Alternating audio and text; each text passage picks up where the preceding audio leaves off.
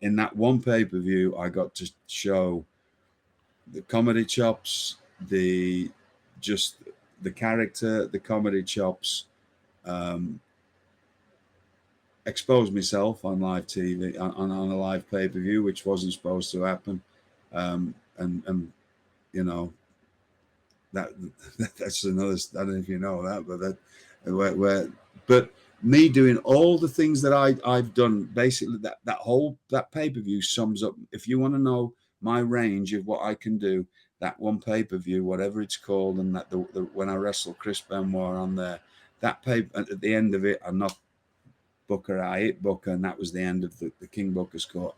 That one pay-per-view was basically the whole show was based around me doing different, not about me, but I mean, I was in so many different things, but it showed all my comedy range, it showed all, and it showed my serious wrestling range, and a lot of things in between. So you might have the name of that in front of you, and that was the end of the King Booker stuff, as far as I remember. Well, I think the match the pay-per-view you're talking about, I think it's No Mercy. No Mercy. Yeah. But I want to ask you real quick, we talked about Booker, we talked about Charmel, about Fit Finlay. There's another member of Booker's court I want to ask you about, and that is Hornswoggle. Oh dear. Hornswoggle. Now this is where we could get taken off the air forever. Yeah, you're not kidding. What were your thoughts about working with Hornswoggle? Well, little people. I've had not the greatest experience. This is gonna. How much of a factor were little people in England in the matches? Like you talked about, the women's matches haven't really been documented the way they were. Did they have the same kind of thing in England? There was a troop of a small troop of little people in England. It's okay to still call people dwarfs? I do know the difference because I have been around a lot of little people. I know the difference because Swoggle explained the difference to me. Right. He said he doesn't mind the M word, but a lot of people do. And rightly so. Do you? Right. So he's technically a dwarf because he has a full-size torso. Nearly everybody is a dwarf unless they have. There's different. Right. It's just different types of dwarfism. Right. He is, whatever the specifics, and I'm sorry if I'm not trying to offend anybody. Sure. But sometimes people use the M word, right, which is a wrong word. That is a word that was made up by P.T. Barnum for Tom Thumb. Really? Yes. Wow. So you're going to learn all kinds. Look at that.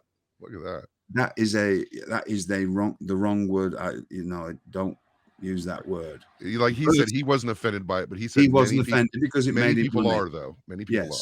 Yeah. But we're talking about Hornswoggle. This is the man who's got, there's a little people conference every year. He's been barred from it twice for being drunk and disorderly.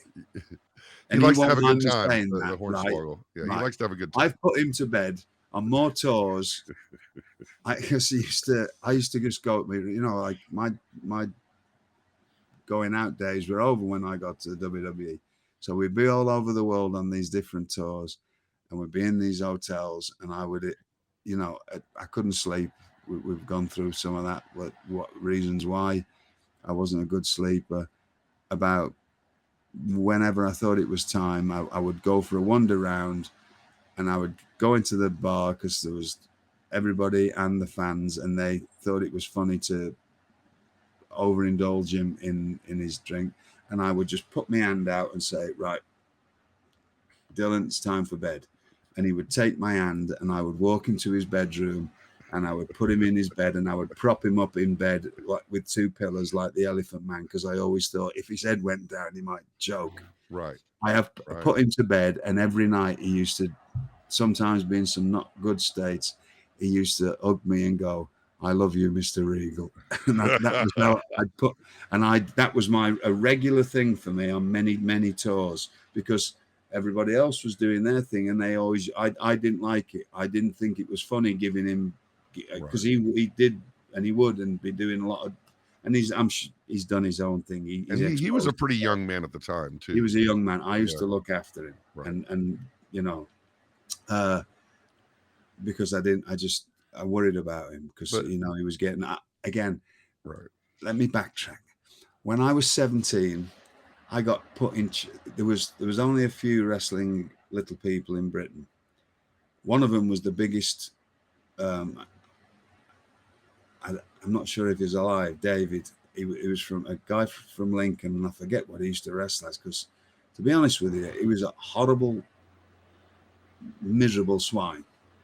Wow. But he was the biggest dwarf I've ever met. He must have been 5'2" and weighed 300 pounds. But he was. It's really stretching the definition, isn't it? He was a miserable, horrible. Well, at 17, I was working for Worldwide Wrestling Promotions, and they came. You know, you'd have, you've heard it in American territories. They would come in for it.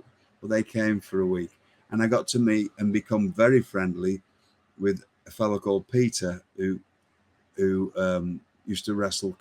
There was a Canadian wrestler called Big Mighty John Quinn, who wrestled in England and was a sensation in the 80s. Well, Peter was from Birmingham. He wrestled as Mini Quinn because he looked like John Quinn. But Peter was fitness fanatic. He had a great physique. He was a small gentleman. And they ended up, after a while, there wasn't a lot of wrestling for little people in England. He ended up, they all did, all of them, including this David, all the wrestling little people that I knew ended up working on that movie Willow with Warwick Davis because they needed lots of extras. For sure. Well, right. Because Peter, who was Mini Quinn, because he was fit, he ended up doing all the stunts. And from then onwards, for the next 20 odd years, he traveled the world as a stunt little person. Sometimes all over the world. He also got whenever he wasn't in a movie, he had a full-time gig with Holiday on Ice. There was do you have that in America? It's like a touring company that like do. Oh yeah, sure. Yeah, Holiday on Ice, right? A lot of the old Olympic skaters will get involved in this big. Well, he had a gig on that because he was really fit. There were three that I knew at the time. There was David. Oh, I can't remember what he worked at. There was Peter, Mini Quinn. They were the first two that I met when I was 17. Then there was Chris. Chris was from Birmingham as well, and he wrestled as Little Big Daddy or Little Daddy. He was very tiny and a little heavy. So he used to have Mini Quinn.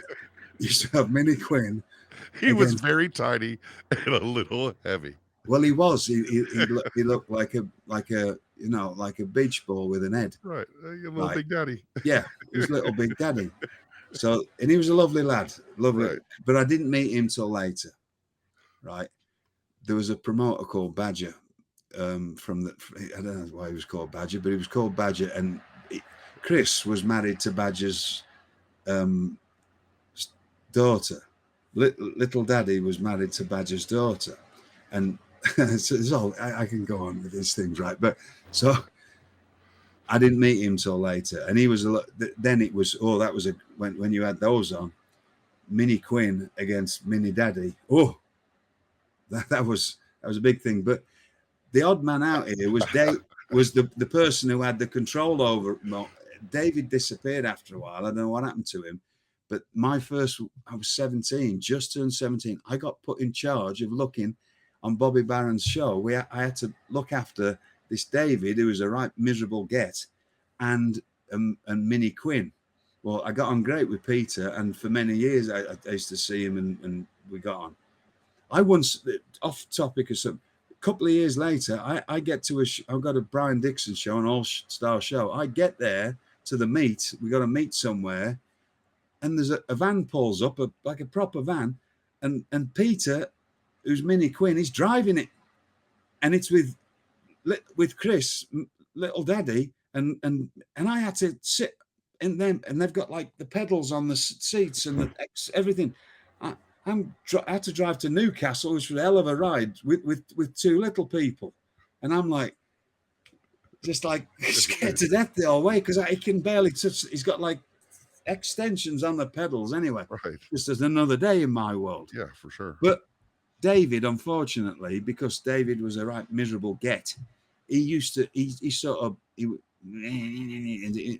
I had to look after it. Like they came on, and Bobby Barron, because I was the apprentice wrestler, you make sure that, and he used the word, I'm sorry if, I know you can't use this anymore, but this is from its date. This is 1985.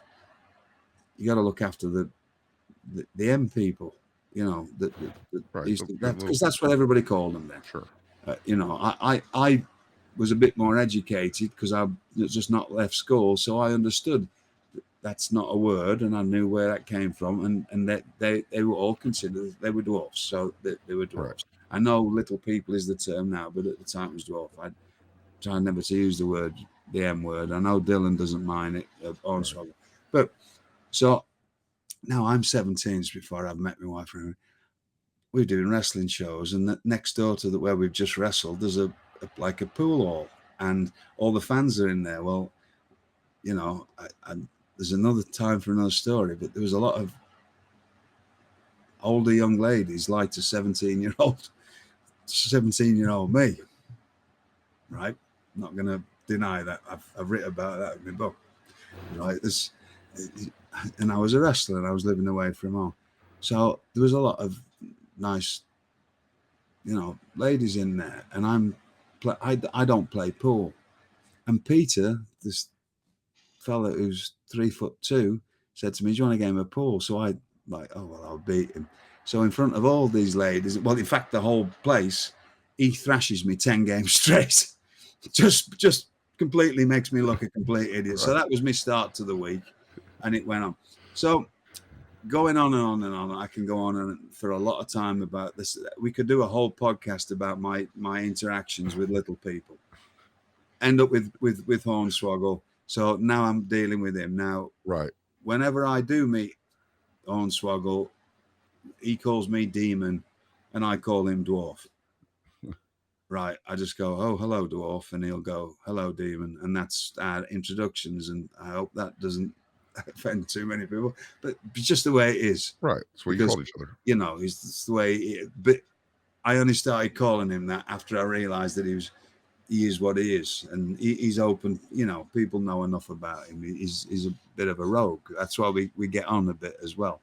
He likes to get himself into trouble. So I was happy to do anything with Hornswoggle. I did, I did stuff with Finley, and there's one piece of film that it was on the end of a pay-per-view or like on a DVD where I open Finley's bag and he jumps out and jumps around my neck, and I'm spinning around with him and all. There's all kinds of bits of stuff of me and Hornswoggle doing. Somebody wants to drag those up because I keep we mentioned the Blue Bloods the other week. All of a sudden, all the Blue Blood stuff starts coming up. Yes, sir. If you can put together the Hornswoggle and William Regal stuff, any of you gift people, there's some. If you can find some of those, there's some really good ones. Because when there was stuff that I was doing with them, Hornswoggle would come out, and there's times when he'd jump on me, and I would run along the entranceway, and I'd just spin around like that, and him holding on my neck, and I'd be selling it and doing all kinds of comedy with him. So I was happy to do all that as well. So there was all that going on live events. There was, when we were in that team, there was a lot of stuff going on with Hornswoggle, and I just loved doing it. The only one time that I felt it was a bit not right was the time that me and Finley we shouldn't have wrestled each other, and I believe it was something to do with Bobby. Bobby had some kind of illness or something on the afternoon, and they put me and Finley on with each other, although we were in King Booker's court, and we thought, we'll just get a new audience. We'll get to go out and do what we normally do and make them go, "What's that?" Because there's very few wrestlers can do what me and him can do together. But Mr. McMahon wanted some comedy with Dylan in, and we're still battering the hell out of each other, but there's little bits of comedy in there, and I just didn't think it needed it. If I watched it now, I'd probably, I didn't complain about it. I did it, but he ends up like my foot goes down the apron and he takes my boot off, and you know, there's little things like that. But me and Fit thought, oh, right at the beginning when we heard in the afternoon, oh, Bobby's not going to be able to wrestle. You two we're going to make it where you two wrestle each other. Oh, right, we get to show a new audience what Fit Finlay and William Regal can do. We're going to go out there and just leave a mark, because they don't, you know, we hadn't been together for wrestling each other, and it's like, it's always a new audience, right? Every few years, a new audience. Let's go out and show them something different, and then we're still battering the hell out of it, you know, like we're still doing our thing, but there's comedy involved in it and whatever else. So anything else you have to ask with Dylan? I mean, I love Dylan, but I've had a long history of having to sort of babysit little people, which is probably another time, not to get too deep into that. Well, we'll get into Dylan a little bit more another time.